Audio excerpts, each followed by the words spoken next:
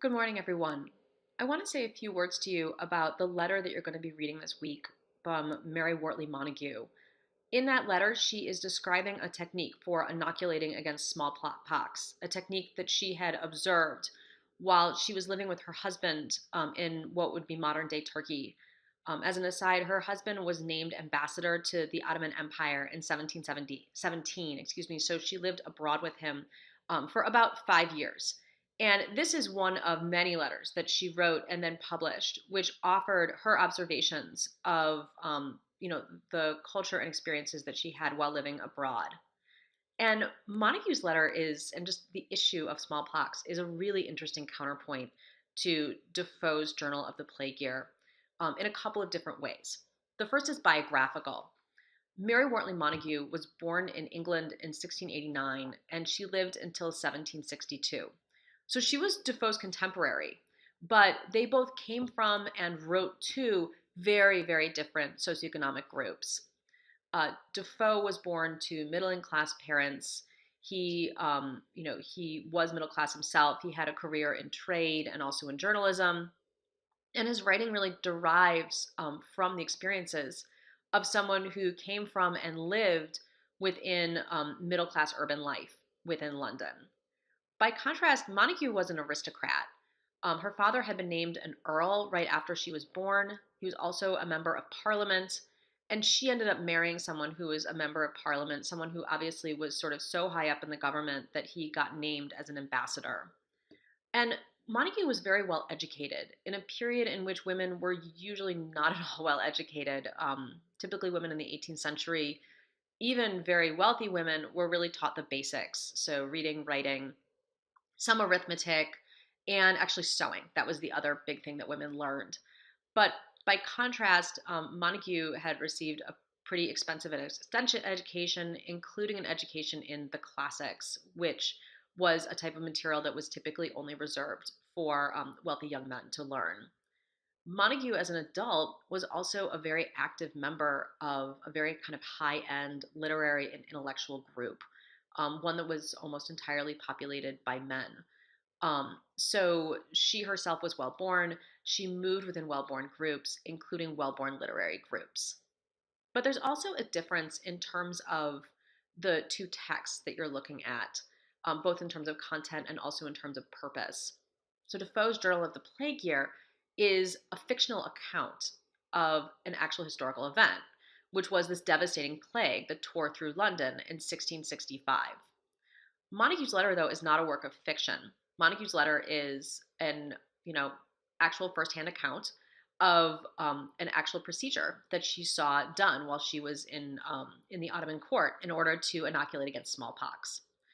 And I just wanted to say a word about sort of bubonic plague versus smallpox, because however devastating the bubonic plague was in Europe, and it was devastating, it was a disease that was marked by more kind of periodic outbreaks than a sort of systemic disease that sort of never died down. Um, Smallpox, however, was a disease that really was sort of endemic to European cultures. That is, that it didn't come in waves, although it could, but it was sort of always circulating as something that people could get. Now, smallpox has been almost completely eradicated in the modern world. I believe that the last naturally occurring case was in 1977. But prior to its eradication, and especially in the 17th through the 19th centuries, it was absolutely devastating. It was highly contagious and it was very dangerous. Smallpox is typically people that get it typically get a fever and then a progressive RAS of these small pustules that form oftentimes anywhere on the body, but particularly on the face and the hands. And it's really quite deadly. So, a 2005 study estimated that in 18th century Europe, smallpox killed about 400,000 people annually, so almost a half a million people every year. And it surmises that the case fatality rate in that period was somewhere between 20 to 60%, but it was much, much higher in infants. Historians estimate that the case fatality rate, for example, of infants living in London in the late 1800s was about 80%. I mean, that's an incredibly high mortality rate for an infection. Now, people who survived smallpox often suffered sort of devastating scars that went with it. About a third of people who had smallpox would end up blind. And many, many people, if not most, who had smallpox would end up with disfiguring scars, particularly on the face. And so it makes sense, actually, that Montague would have been really attuned to inoculation practices that she saw in the Ottoman court. Smallpox was a pretty prevalent infection, and she had two small children at the time that she was in this court. But in addition, she had had smallpox herself. In 1715, which was 2 years before she moved to the Ottoman Empire with her husband, she suffered from a case of smallpox. Now, Montague had been a well known beauty in her time. She was known for being really pretty, for being really witty, but that smallpox had left her with absolutely disfiguring scars. And then 18 months after she had smallpox, her brother contracted smallpox and he died from it. So, um, when she went to the Ottoman court, she was particularly interested in what she was seeing in terms of inoculation procedures. So, here's a little bit about the history of smallpox inoculation. People were aware in the 17th and 18th century that once someone had had smallpox, they were immune to it. And from what we know, different inoculation techniques basically arose independently of one another in pockets all over the world where smallpox was prevalent.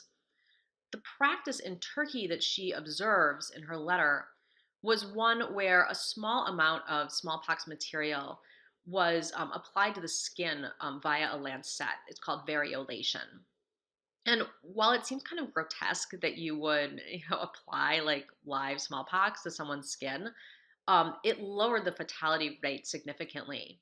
So, by one estimate, the case fatality rate was 10 times lower among people who had been inoculated versus those who had not. So, that's pretty significant. Now, the practice of variolation, which was used in Turkey, was not entirely unknown in England at the time. In other words, Montague wasn't the first person to mention this inoculation technique. At least two different writers prior to Montague had written about it. But Montague really contributed to the rise in inoculation for smallpox because she had a public awareness campaign about it. And she also advocated very heavily for inoculation. So her efforts were really pretty widespread and helped to bring about and normalize inoculation for smallpox within England. So here's how it happened. In 1818, she asked Charles Maitland, who was the embassy surgeon, to inoculate her 5-year old son using the technique that she had observed. So she had him inoculated while she was in Turkey. And then in 1721, she had returned to England and she asked Maitland to inoculate her daughter, but she asked him to do it in front of the royal court in a very well publicized procedure that really put it on the radar of aristocrats and the royal family. It would be the equivalent of, someone famous asking for their child to be inoculated in front of like the president in terms of just a kind of PR campaign. So the royal court was really intrigued by the inoculation process that Maitland was using, which was derived from Turkey. And Maitland was actually granted a license to perform the inoculation procedure on 6 to 7 prisoners. He was given that license about 3 to 4 months after the court had seen Montague's daughter get inoculated. Now, all 6 prisoners survived. He next began performing the inoculation as an experiment on orphan children, and those children also survived. And so in 1722, Maitland moved back to the royal court where he performed the inoculation procedure on 2 royal children. And after that procedure, the practice became much more widely acceptable. So there's a variety of reasons why I've asked you to read this Montague letter. I think it's a great counterpoint to Daniel Defoe's Journal of the Plague Year. I also wanted you to see the kind of vaccine debate within a much longer history. Obviously, there's the issue of vaccination is something that we see a lot within our culture today. And there's a kind of war going on between anti-vaxxers and vaxxers, which has led in pockets of the US to outbreaks of infections that we once thought had been largely contained, things like whooping cough or mumps. Um, but there's also just some sort of really interesting aspects that go along with this letter that we can think about in terms of how kind of how practices get spread, but also about how history kind of records different practices when it comes to medical procedures. So I think it's interesting that Montague is commenting on Ottoman culture, and she's basically encouraging Britons to seriously consider this Ottoman procedure, even though the majority of British people at the time tended to think of people in Turkey as being very inferior to them. And, you know, the other issue that I find really interesting is the fact that in its experimental stage in England, this procedure was tested first on orphans uh, and prisoners, much like what we see with medical experiments in the earlier part of the 20th century, which in America were oftentimes performed on disabled people, poor people, and minorities. And the third thing that I find really interesting is the fact that Montague herself tends to get kind of written out of the history of inoculation. When historians talk about inoculation against smallpox, they tend to mention Edward Jenner as sort of the father of modern inoculation practices. So Edward Jenner came up with a smallpox vaccine. He actually named it vaccine in 1796, where he used actually cowpox, not smallpox material, as a means of vaccinating people. Now, when he first, came up with this technique, that was 75 years after Montague had advocated for the earlier procedure of variolation. But we don't oftentimes hear about Montague's contribution, even though there was 75 years of inoculation on smallpox being performed before Edward Jenner comes along. So, as you're reading the letter, it's pretty short. I want you to think about a couple of things. These include how does Montague's letter anticipate naysayers who might be leery of this procedure, either on medical grounds that it's unsafe or on cultural grounds because of their prejudice against Ottomans? All right. And I want you to think about those other issues about why is it that, the court first has the procedure experimentally performed on orphans and children, and then also why is it that Montague gets so written out of this history? What does it suggest to us about the way that we record medical history? All right, please let me know if you have any questions, and I look forward to discussing this work with you on the discussion board.